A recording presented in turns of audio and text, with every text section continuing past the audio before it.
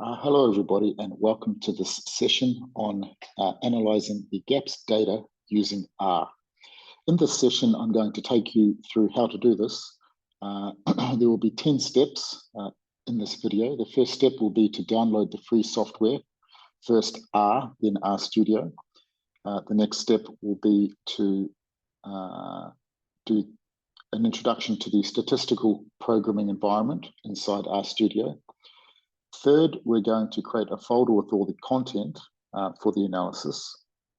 Fourth, we're going to connect the RStudio session to the folder where all your data is. Step 5 is to install and use the R packages for the analysis. Step 6, we're going to read in the GAPS data into the RStudio software. Number 7, we're going to subset the items for the hope, resilience, and depression scales ready for data analysis. 8, we're going to reverse code some items, which is necessary. 9, we're going to check the constructability of each scale with classical test theory. And finally, we're going to interpret the results. So the first step that you need to take is to download the free software called R. And then once you do that, you need to download and install the free software called RStudio.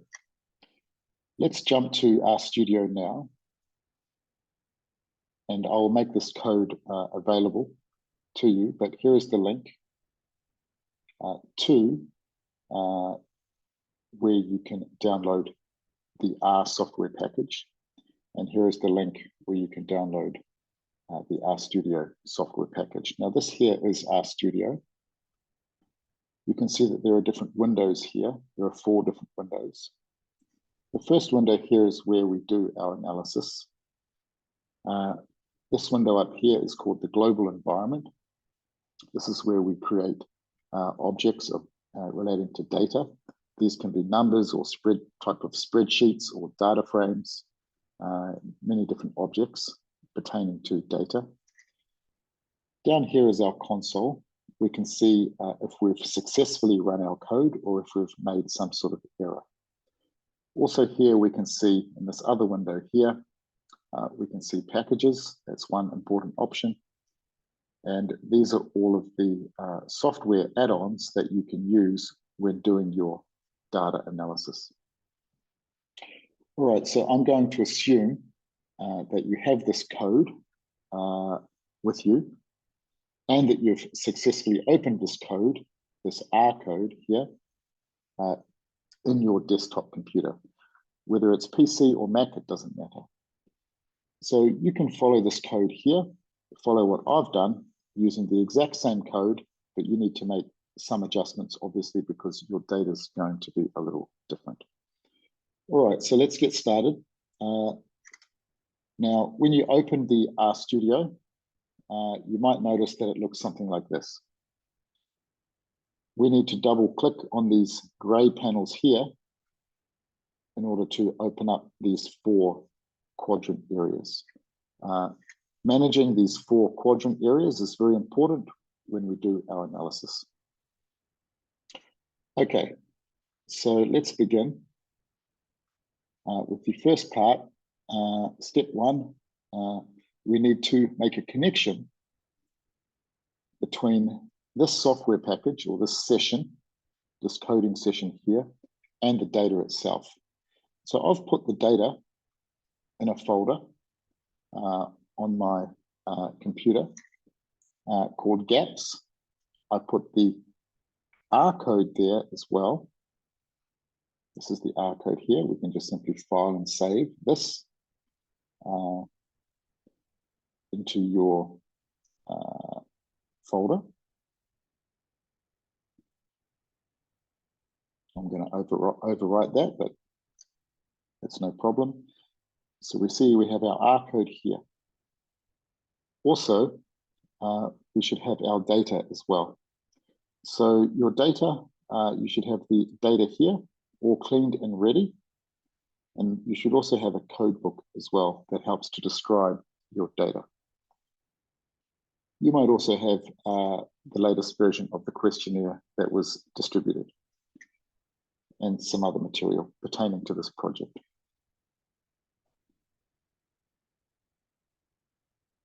Now, just to go back a little bit, this is the website for downloading the R software package. And this is the website here for downloading RStudio, which is the general user interface that we're using today.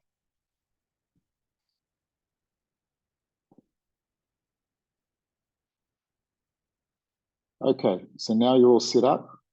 We need to make a connection between this session here and our folder that has all our data and all our material for the GAPS project. To do that, we go to Session, Set Working Directory, Choose Directory, and we simply need to find the folder, the relevant folder, and make that connection. You can see that this was successfully done because there isn't any red output. There's simply some simple output here which suggests that that was successfully run. You can see here that this is the address for my computer, for the folder where I have all my GAPS data. You can do it yourself with Session, Set Working Directory, and Choose Directory to make that connection. And you'll see that you've made the connection here and here as well. We can also run this code here to get the working directory to see. Okay, I'm going to click Run to see what that directory is. And we can see that this is successful because this is the connection that's been made here. Very important to make that connection between RStudio, your environment where you're doing your data analysis, and where the data is. This is an important first step to performing this data analysis. Now, if you want to see what's in that folder, we can go to the folder and have a look, but we can also do it from within this RStudio environment. We just need to highlight and click Run. Now we can see there are 1,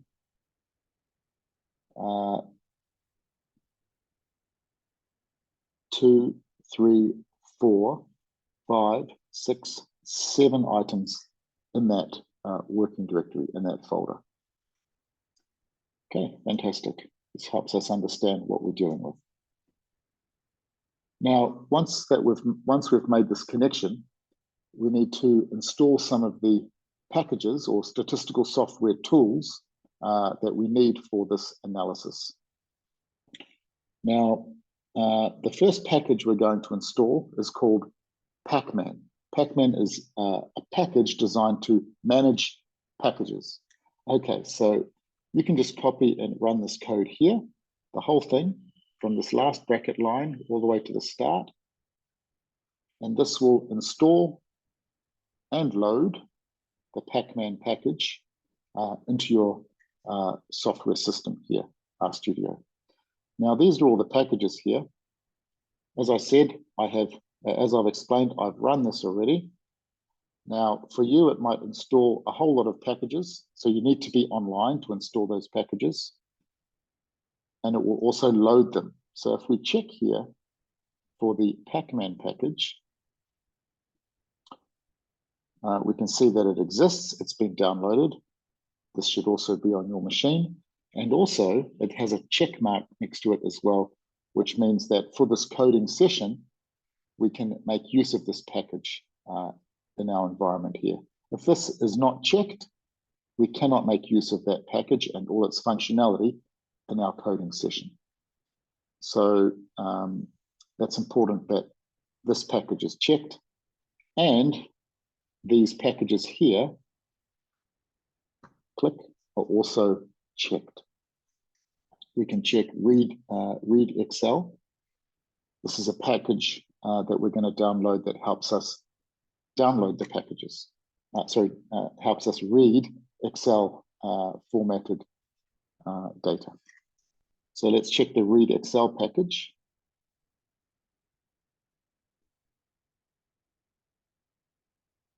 We can see it's here and it's also loaded as well. So it's ready to be used inside this environment. We have a read Excel package that some smart professors and statisticians made to help us analyze data that comes in Excel format. The CAR package is a companion to applied regression, which is a useful package for recoding data. CTT means classical test theory package, which is the analysis we're going to do today. And we have these other packages here for more sophisticated statistical analyses that we can do later on with bigger data sets.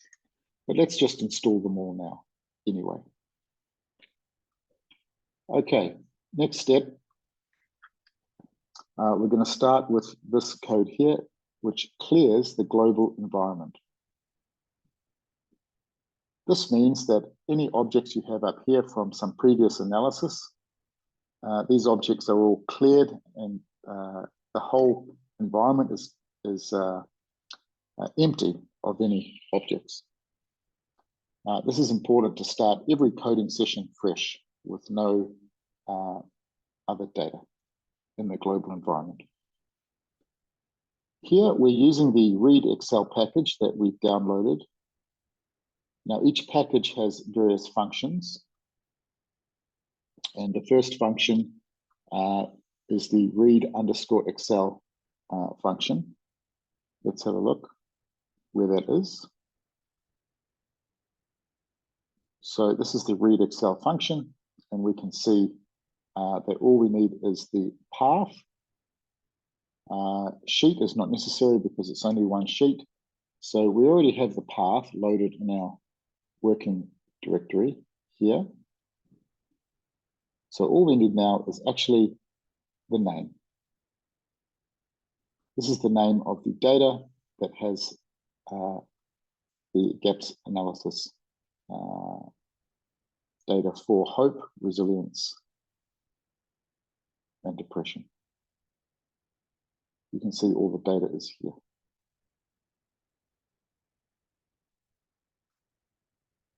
So let's highlight all of this code, which pushes left and assigns it as an object. It's a type of spreadsheet, DF, which should come up into this global environment. So let's highlight and run. Click. Okay, now we can see that we have an object here which has 98 observations and 334 variables. That's like a spreadsheet with 98 rows and 334 variables. We can check the head of that object, and we can see information here as well. Now, what we're doing here is we're applying this function to that object, to that data frame, and recreating it as a data frame, because at the moment it's actually a special type of data frame called a tibble. But let's change it to a data frame, a standard data frame, which is often more easy to deal with. So let's run that code. You can use Control Enter at the same time. I'm going to use the Command Enter on my Mac. And I can run that. Now I can highlight and Command Enter as well. And we can see the structure of this data. Multiple variables. And we see that now it's a data frame. The structure of this object is a data frame with 98 observations, 334 variables, and we can see some are characters or strings, some are numbers which can be added, subtracted, and so forth. We can also explore the column names. These are all the column names. As I said, there were 334 column names we can see here. We can also use the dimension function on the data frame to identify how many rows and columns there are. Now that we have the data in our global environment, we can start to apply functions and analyses on that data. So let's start with the hope scale. Now the hope scale has multiple items: A, B, C, D, E, F, G, H, I, J, KL, so 12 items. So the first item is Hope Q1A, which is defined in our code book. Now we can use this code here. These are the column names. This is the column name that we want to identify. If I run the entire code here, just here, this returns us a logical vector. Logical is true or false. So we use this percent and percent to work out, to give a logical. Now let's run this logical now. And we can see that most of these elements in this logical, running from 1 all the way to 334, are false, except there's one true element. This is this one here. Now, what number is that? Which number is true? Because that's the column that is the first Hope variable in the data set. So we just use this function, this which function. We wrap this entire vector in these brackets and apply the which function. So if we run the whole thing, we find out that it's column 278. We do the same thing with the 12th Hope variable, and we find out it's column 289. And we can see that these variables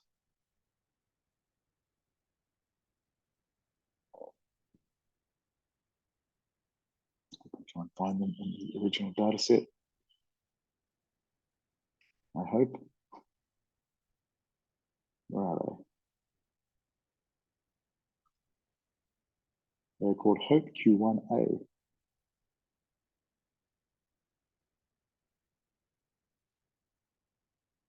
Let's try and find them. Here they are. Hope Q1 here. 2L here. So this is the 278th to 289th column. So let's extract just this, these 12 columns from this data frame. Now to do that, we use the square bracket option next to the data frame itself. This is the data frame with all the data. However, when we want to just extract those columns, we can just use 278 colon 289. And this gives us just those columns that we need. And it's all here. But we only observe this here. We need to push this and assign it as an object. And let's just assign that as the same thing. So let's watch the numbers of columns reduce. We can see the numbers of columns are reduced here to 12 observations. We can check the structure. It's a nice little data frame with 98 observations, 98 rows, and 12 variables. We can also provide a summary. We can see that all the items range between 1 to 4 and 1 to 5. Minimum, maximum. We can see question F, Hope Q1F is from 1 to 4. All the rest seem to be 1 to 5. That's fine. We can also use the special function here to check that each column varies in some way. We can find out the standard deviation of each column. We're using the apply function on the data frame, examining columns, not rows. Columns means 2. We say 2 if we're examining the columns of the data frame. And the function is to find the standard deviation of each column. Each column has a standard deviation, so we know that each column varies for each person. And we can also look at the missing number of missing values with this function here, the sum of the NA. NA means missing. And we see that there's no missing data, which is perfect. So we can proceed. Now, the scale itself, before we analyze it with classical test theory, we need to reverse code some questions, because some questions actually mean the opposite of hope. So when we look at these 4 questions, we see that they're semantically reversed. The question is, I feel tired most of the time. Those people that give a high response don't have strong hope. Same for this one here. I often get downed in an argument. Those people who give a high response, like 5, for example, that would mean that they have little hope. Again, I worry about my health. Those people who give a high response, like highly agree, that means they have low levels of hope. And the same thing with, I usually find myself worrying about something. This suggests that if they give a high response for this question, like, yeah, I agree with that, that means they have low levels of hope. So these questions are fundamentally different, and they need to be reverse coded. So we can use the car package, recode function, and then we use the, we write data frame, because that's our data frame. We click on data frame here. You can see this is our data frame, okay? It's all here. And then we say $, which gives us the options for the variables in the data frame. In this case, we're hope Q1C. Hope Q1C, we're talking about this vector here. And this is the reverse coding scheme, the arguments. If they give 1, we're going to recode as 5, 2 is recoded as 4, 3 is 3, 4 is 2, 5 as 1. So we run this, and it completely reverse codes everything. And we push it back onto the original variable. So we're overriding and changing the nature of this data frame here. We're reverse coding it here and here, not in the Excel sheet. The Excel sheet isn't touched, only here and here is it reverse coded. Okay, so let's reverse code this variable. We can do the next variable. Again, we can check on the number of responses. Okay, we see that there are 10 people gave a 1 and so forth. Then we can reverse code it. Let's go ahead and reverse code those 3 variables. Okay, so now all of our variables are in the correct direction. Now we can perform classical test theory analysis. Our sample size is not so big, it's 98. So this is common to try and check the reliability of scales. It's a common method called classical test theory analysis. So we can use the CTT package. Then we write : to use that package's reliability function on the data frame. And we push that analysis to what's called rel. It could be anything here. We could write bananas if we like. It doesn't matter. But this creates an object called rel. We can press run or command enter. Now we have an object here. It's a list of 9 important results to check on the reliability of this scale. Key outcome is of rel. This is rel, the summary of the rel, reliability results. Again, we use $ to find the different parts of that list. And we see that the reliability is 0.81, which is very good, which is good. It's above 0.7. And we can also check how well each question is functioning. Now, this is the correlation between the item and the total score. for that item. You can look at the details in the package if you want. But it's basically the correlation or the relationship between each question and its respective total for that data frame. And in each case, for each question, we can see that the result is positive. If we have negative values here, this is a problem, and we need to delete those items. But in this case, they're all positive. So we can see there's no problem with the hope scale.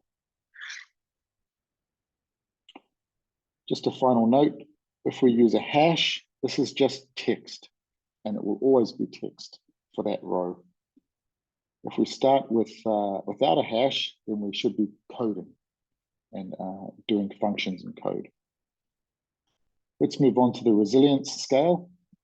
For practice, let's clear the global environment. So let's clear it. It's gone. So let's read in the gaps data again and change it to a data frame. Done. We can explore the data frame. And this time we're focusing on resilience. So let's check on the numbers, the columns 291 to 300. Okay. So let's check that data. There's the data here that we need to analyze. Now let's push that data into a new object called data frame. It's the same name, but now there are fewer columns. Check the structure. They're all numbers, that's good. Check the summary, we can see the variation, 1 to 5 in each case. We can check on the variation for each column. Each column has some variation or a standard deviation, this is good. And we can check on the number of missing values. There are no missing values, fantastic. Reverse coding, in this case, we don't need to reverse code because all of the questions are in the same semantic direction. Let's do the analysis. Let's check the results. Another high alpha value. This is very good. Let's check on each question. These are all positive. No negative values, which is good. Okay, we have a reliable scale. Let's move to the depression scale. Clear this down here. Let's clear up top. We can clear that. Let's read in the data and change its structure to a data frame. Check the column names. Again, we need the depression column numbers this time. These are the depression columns for the data frame. Let's push that into and override the data frame. Now it has fewer columns. Check the structure of the data and the variation. No problems.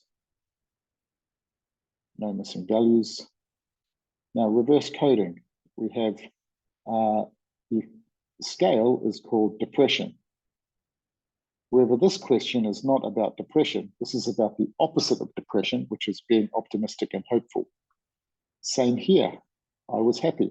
This is the opposite of depression, so it needs to be reverse coded because depression are these more dark and gloomy items and constructs. So we need to reverse code those, which we've done. Now that we've reverse coded those items, we can move to reliability analysis. Check the alpha, it's good. Check the items, also all positive, which is good.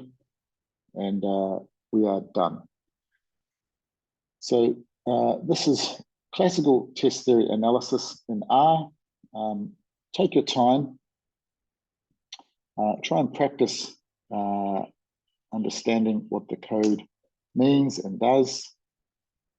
Have a play, and if you have any questions about this, you can email me.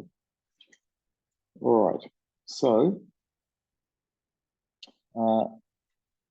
Once we have more data, we can move into other types of analyses more related to more sophisticated research called exploratory factor analysis and confirmatory factor analysis. This helps us understand the dimensions of the said constructs like hope, resilience, and depression. I've done a little bit of that here, but we don't need to worry about that right now because we should always start with the more simple analysis, which is classical test theory, which is a good way and a strong way to validate scales in any project that involves surveys and things like that. Okay, this will bring me to the end of the video. Thank you so much for your time. Have a great day.